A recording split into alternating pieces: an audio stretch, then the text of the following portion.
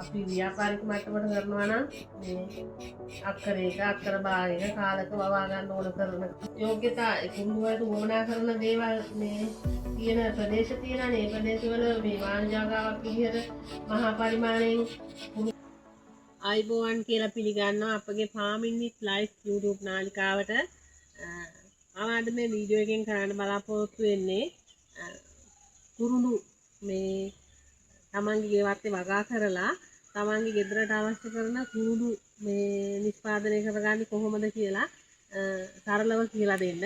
මේක වගාවක් විදිහට කරන්න පුළුවන්.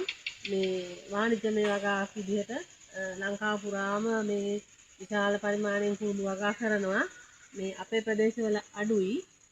කුරුඳු පැල 4-5ක් මේ හිටවගෙන ඒකෙන් අවුරුද්ද පුරාම නිවසට අවශ්‍ය කුරුඳු මේ ලබා ගන්න කොහොමද කියලා හරි සරලව කියලා දෙන්න තමයි බලාපොරොත්තු වෙන්නේ. ඒ හින්දා දිගටම රැඳී සිටින්න අපත් සමග channel එක subscribe කරලා තියාගන්න. මේ මට්ටමට හැදිච්ච කුරුඳු මේ පොළු කපාගෙන ඇවිල්ලා මේ වගේ හොඳට සූරනවා. මම දැන් මේ කියන්නේ අපේ ගෙදර කුරුඳු අවශ්‍යතාවය සපුර ගන්න ගෙදර වත්තේ කුරුඳු හිටවගෙන මේ ඒවා ටිකක් ලොකු වුණාම මේ වගේ මේ පොළු කපාගෙන ඇවිල්ලා මේ සූරලා මේ හදාගන්න. දැන් හුඟක් අය හදාගෙන තියෙන්නේ මෙන්න මේ වගේ මේ සුනිකම්ම සූරලාවට කියාට එහෙම නැතුව මෙන්න මේ විදිහට මේ හොඳ ලොකුවට හදාගෙන මේ හදා කුරුඳු මේ පොතු රැහැලා ගන්න කොහොමද කියලා දෙන්න යන්නේ. සාමාන්‍යයෙන් මේ කුරුඳු වගා කරද්දී මේකට ආවේනික ප්‍රදේශ තියෙනානේ. ඒ වගේම දේශගුණික මේ යෝග්‍යතා කුරුඳු වලට උවමනා කරන දේවල් මේ තියෙන ප්‍රදේශ තියෙනානේ. ඒ ප්‍රදේශවල මේ වාණිජාගාවක් විදිහට මහා පරිමාණයෙන් කුරුඳු වගා කරනවා. ඒ අයගේ ඔය සාම්ප්‍රදායික ක්‍රම නවීන ක්‍රම එහෙම තියෙනවානේ කුරුඳු පොතු හදාගන්න. අනික මේ වගේ එක ක්වොලිටි එහෙම තියෙනවා. ඉතින් ඔය කියනවා මුහුදු මට්ටමින් අඩි 700කට වැඩි උස ප්‍රදේශවල තමයි කුරුඳු වෙන්නේ. මේ කුරුඳු වවන්න උවමනා කරන pH අගය ඒව ගැන කතා කරනවා. ඉතින් දැන් මම මේ කියන්නේ අපි ජීවත් වෙන ප්‍රදේශයේ සාමාන්‍යයෙන් ගම්පහ කුරුඳු පැල හැදෙනවා.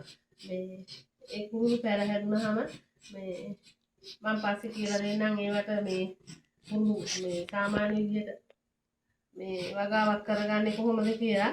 මේ වගාව ගැන මේ දැන් ඔය කුෂිකර්ම නිෂ්පාදන මේ කියන්නේ භෝජන සේවා ආයතන වලින් එහෙම මේ ඔය ග්‍රාමීය මට්ටමේ වගාවන් කුෂිකර්මාන්තේ නගා සිටවන්න කියලා ඒගොල්ලන් එක උපකාර කරනවානේ.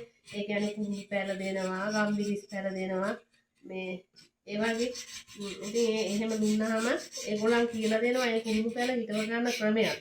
මේ ඒගොල්ලන් අපි ව්‍යාපාරික මට්ටමට කරනවා නම් මේ අක්කර එක අක්කර භාගයක කාලක වවා ගන්න ඕන කරන කුරුඳු පැල ප්‍රමාණය ඒවා හිටවන හැටි පස සකස් කර ගන්න හැටි ඒ වගේ දේවල් ඒගොල්ලන් කියලා දෙනවා.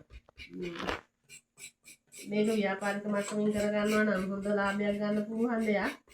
මේ මම කියන්නේ මේ ගෙදර කුරුඳු අවශ්‍යතාවය සපුර ගන්න මේක පිළිවෙලට කරගන්නේ කොහොමද කියලා. මේ කුරුඳු මේ නිෂ්පාදන කරන පැතිවල අය ගාව නම් නොයෙකුත් උපකරණ තියෙනවා මේවට හදාගෙන මේ පිහියක් වෙනුවටත් එයාලගේ මේ මම මේ ෆොටෝ එකකින් ඔයගොල්ලන්ට පෙන්නන්නම්. මේක මේ උපකරණ හදාගෙන තියෙනවා මේ පිහිය වෙනුවට. ඊට පස්සේ මේ කුරුඳු තරංගත් ඒගොල්ලන් පිත්තල මේ උපකරණයක් මේ යකඩ කෑල්ලක් තමයි පාවිච්චි කරන්නේ. මේ අපි නම් ගෙදර මෙන්න මෙහෙම දෑඩි කෑල්ලක් මේ තමයි මෙහෙම ලීයකින් හදාගත්ත එකක් තමයි මේ මෙහෙම කරන්නේ මේක තලා ගන්න. මේ ඒගොල්ලන් කියන්නේ මේ පිත්තලෙකින් කරපුවාම මලකඩ මේකට මෙව වෙන්නේ නැහැ කියලා කුරුඳු වලට මේ විදිහට හොඳට තලාගෙන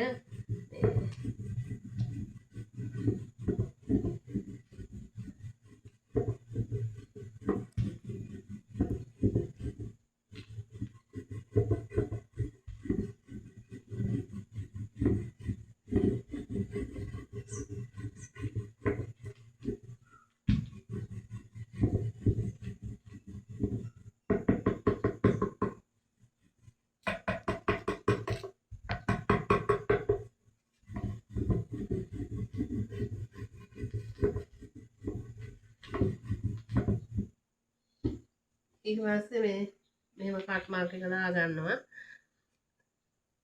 අපි උමනා ප්‍රමාණයට.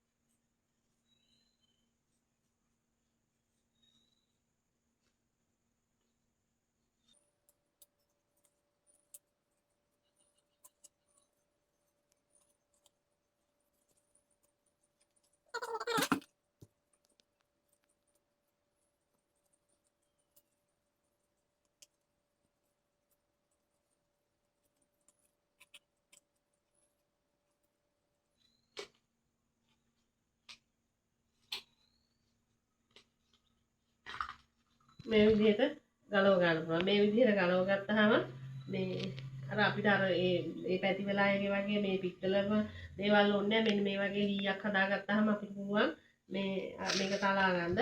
මේ ඊට පස්සේ මේක මේ අපි මේ විදිහට මද පවන වේලන්නේ මේවා අවුවට දාන්නේ නැහැ. අවුවට දාපුවාම කාලයක් තියාගද්දි මේ පුස් වගේ මේ නිකන් කළු පාට අවර්ණ ගතියක් එනවා. අර හොඳ ලස්සන පාටට කුරුළු මේ වේල ගන්න නම් අපි මේක මේ නූල් දෙකක් හරි කම්බි දෙකක් හරි ඇදලා ඒක උඩ මෙහෙම පිළිවෙලට තියා ගන්නවා. මේ තියෙන්නේ අර නිකම්ම සූරලා අරගත්තුවා. මේවා මේ පේනවනේ අවර්ණ වෙලා අර ලස්සන ගතියක් නැහැ. ඒ වගේ දේවල් මේ ඕගොල්ලන්ට පේනවා ඇති මෙන්න මේ වගේ ලණු දෙකක් ඇදලා එහෙම නැත්නම් කම්බි දෙකක් මේ නූල් පොටවල් දෙකක් වගේ ඇදලා මෙන්න මේ විදිහට මේ තියාගෙන අපි ඒක මද පවනේ වේල ගන්නවා. මේක සතියක් හමාරක් මේ විදිහට තිබ්බාම හොඳට වේලෙනවා. ඊට පස්සේ අපිට ඕනේ කාලයක් තියාගන්න පුළුවන්. ඕගොල්ලොනුත් මේක අත්දහදා බලන්න ගෙදර පුරුදු අවශ්‍යතාවය සපුර ගන්න පුරුදු වලට වියදම් වෙන සල්ලි ඉතුරු කර ගන්න පුළුවන්. මේක ගෘහණියකට වඩාත් හොඳයි. ඕගොල්ලන් මේ උත්සාහ කරලා බලන්න. අපිත් සමග රැඳී සිටියාට බොහොමත්ම ස්තුතියි. සුබ දවසක්.